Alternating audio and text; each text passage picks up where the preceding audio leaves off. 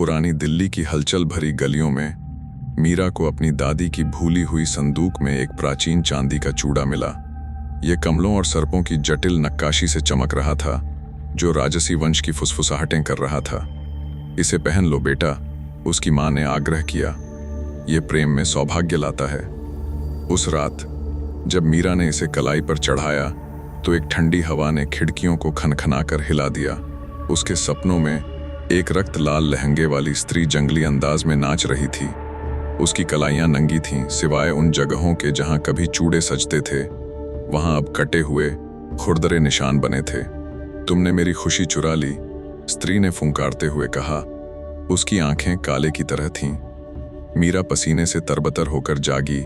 चूड़ा लोहे की मजबूत चिमटी की तरह कस गया था। दिन धुंधले हो गए।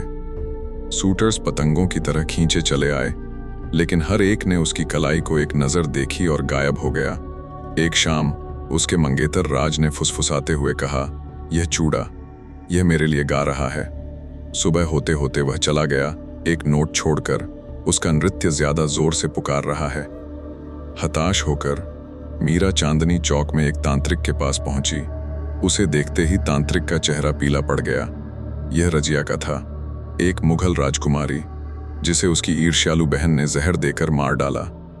उसने इसे श्राप दिया, पहनने वाले प्रेम चुरा लेते हैं लेकिन अपनी रूहें खो देते हैं।